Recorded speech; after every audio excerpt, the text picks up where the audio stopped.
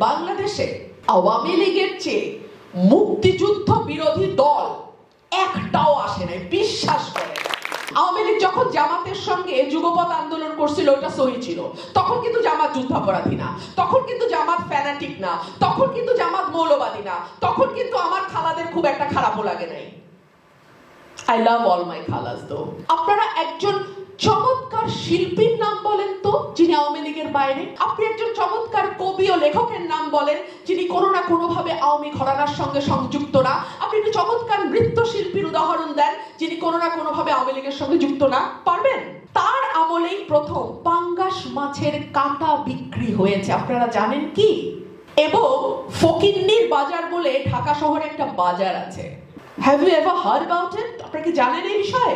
এইরকম একটা বিভৎস নোংরা বৈষম্যের দেশে বাস করে আমরা মুক্তিযুদ্ধের চেতনার বয়ান শুনেছি গত 15 বছর। 47, 71 বা 24কে বিচ্ছিন্নভাবে দেখার চেষ্টা করি তাহলে কিন্তু ভুল হবে।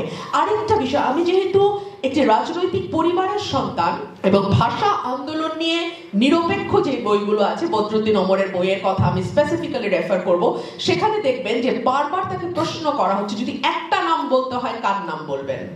তিনি অলি আহাদের নাম বলেছিলেন। অলি আহাদ আমার পিতা। সো অলি আহাদ যেমন পাকিস্তান প্রতিষ্ঠার আন্দোলনে ছিলেন, তেমনি আবার কিন্তু তিনি কায়েদে আজম মোহাম্মদ আলী জিন্নাহর বিরুদ্ধে বলেছিলেন নো, বাংলা আমাদের রাষ্ট্রভাষা হতে হবে। সুতরাং এবং তিনি জীবনের শেষ দিন পর্যন্ত কিন্তু আমার মনে প্রাণে এটাও বিশ্বাস করেছিলেন যে কায়েদে আজম মোহাম্মদ আলী জিন্নাহ না থাকলে মুসলমান হিসেবে তাদের যেই পরিচিতি, তাদের যেই অধিকার বোধ, সেটা কোনোদিনও প্রতিষ্ঠা হতে পারত না। সো একটার সাথে আরেকটার কোনো কনফ্লিক্ট, যারা এই মুভমেন্ট গুলোর সঙ্গে সরাসরি যুক্ত থেকেছেন, কোনো মানে গোয়েবলসীয় হিস্ট্রিতে না, যারা সত্যিকারের ইতিহাস তৈরি করেছেন, তাদের মুখের কথা হচ্ছে এটা। তারা যেমন ভাষা আন্দোলনে প্রথম হওয়ার ভূমিকা পালন করেছেন, তারা আবার কায়েদে আজম মোহাম্মদ আলী জিন্নাহকে নেতা মেনেছেন, আবার তারা তার ক্রিটিসিজমও করেছেন। সুতরাং একটার সঙ্গে আরেকটার সংঘর্ষ বা একটার সঙ্গে আরেকটাকে মিলিয়ে গুলিয়ে ফেলবার কিছু নাই। দেখুন, আমরা যদি গত 15 বছরের দিকে লক্ষ্য করি, সাম্য, মানবিক মর্যাদা, সামাজিক ন্যায় বিচার, এটাই তো আওয়ামী লীগের ব্যবসার মূল হাতিয়ার ছিল। কি? মুক্তিযুদ্ধের চেতনা। চেতনাটা তো বায়বীয় কিছু না। চেতনা বলতে যেটা ঘোষণাপত্র ছিল সেটা হচ্ছে সাম্য, মানবিক মর্যাদা, সামাজিক ন্যায় বিচার। আমি সংসদে আমার একটা স্পিচে বলেছিলাম যে বাংলাদেশে আওয়ামী লীগের চেয়ে মুক্তিযুদ্ধ বিরোধী দল একটাও আসে নাই, বিশ্বাস করেন। কারণ সাম্য বলেন, মানবিক মর্যাদা বলেন, সামাজিক ন্যায় বিচার বলেন, এই তিনটা এরকম ভুলুণ্ঠন আর কোন দল আর কোন সরকার বাংলাদেশে করে নাই। এবং আপনারা যদি ঘোষণাপত্রটা দেখেন, এবং এবং এবং এবং এবং করে যে কথাগুলো বলা আছে, তার মূল স্পিরিটটা বা জিস্টটা যদি আপনারা নেন, সেটা হচ্ছে যে নির্বাচিত প্রতিনিধিদের হাতে ক্ষমতা হস্তান্তর করা হইল না, অর্থাৎ গণতন্ত্র। মানুষ যাদেরকে ভোট দিয়ে নির্বাচিত করেছে তাদের হাতে ক্ষমতা দেয়া হয় নাই। সো আপনি যদি একটা চেতনার কথা একটা বলেন মুক্তিযুদ্ধের, that is democracy, that is গণতন্ত্র। এবং আওয়ামী লীগের মতন এত কুৎসিত ভাবে গণতন্ত্রকে হত্যা করা, আমি মাইন্ডেড, আমি কিন্তু গণতন্ত্র বলতে একদিনের ভোটের কথা বলছি না, একদিনের ভোটের কথা বলছি না, সর্বদিক থেকে গণতন্ত্রকে এমন ভাবে ধুলায় মিশায় দেওয়ার মতন কার্যকলাপ কোনো ইভেন এরশাদের স্বৈরাচার রেজিমটাও কিন্তু এভাবে করে নাই। সো বাংলাদেশে মুক্তিযুদ্ধ বিরোধী কোনো দল যদি থাকে সেটা আওয়ামী লীগ।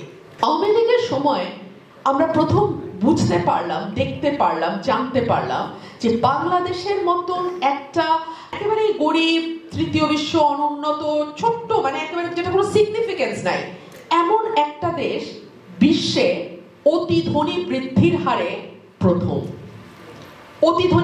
অতি ধনী কারা জানেন? সারা বিশ্বে যাদের, সেই সব ব্যক্তিরা অতি ধনীর কাতারে আসে যাদের সম্পদের পরিমাণ 250 কোটি টাকার বেশি। তাহলে বোঝেন।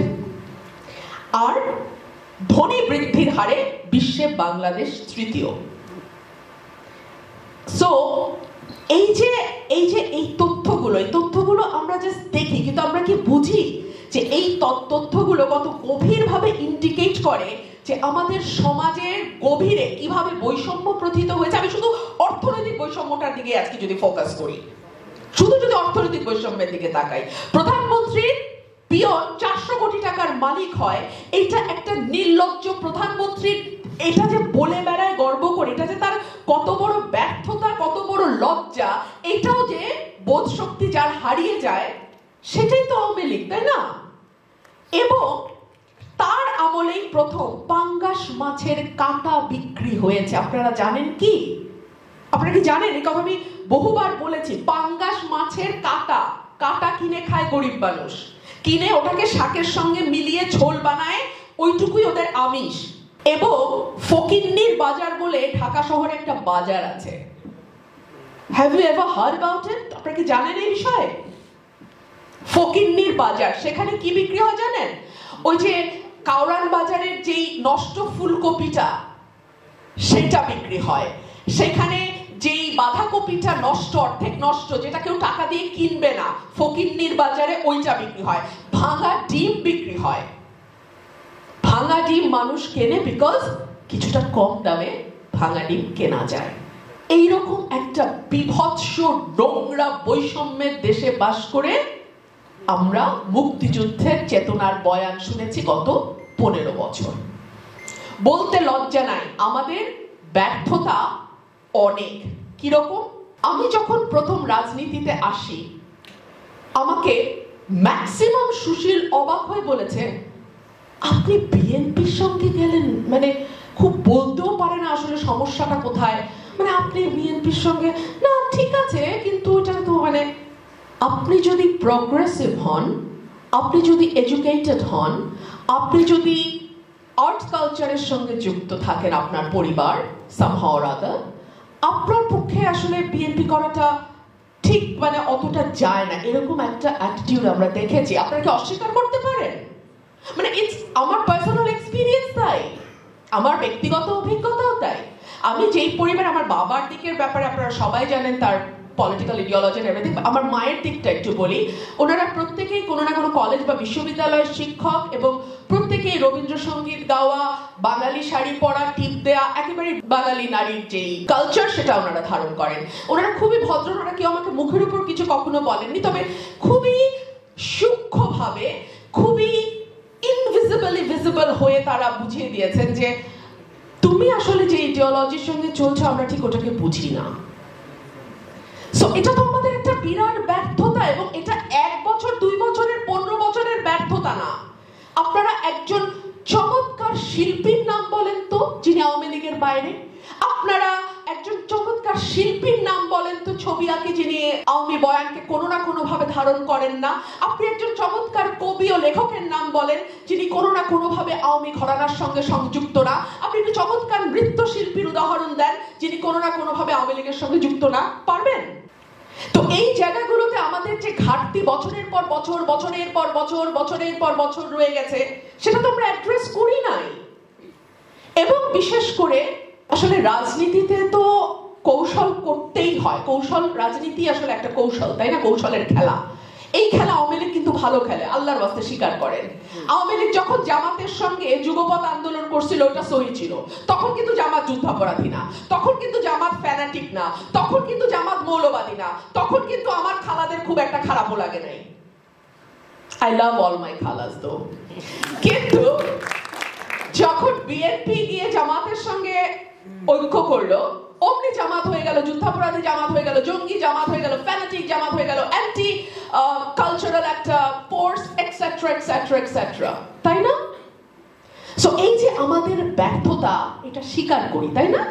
এবং আল্লাহর ওয়াস্তে এখন অন্তত শুরু করি যোগ্য, মেধাবী, বুদ্ধিমান, সময়কে বুঝতে পারে, আগামীর রাজনীতি কোন দিকে যাবে, কিভাবে যাবে, সেটার সঙ্গে কি করে অ্যাকোমোডেট করতে হবে, সেটাকে কিভাবে ধারণ করতে হবে, এগুলা যারা বোঝে আল্লাহর ওয়াস্তে তাদেরকে লাথি মেরে, ল্যাং মেরে, এদিক সেদিক ফালায় না দিয়ে আসেন ঐক্য করি।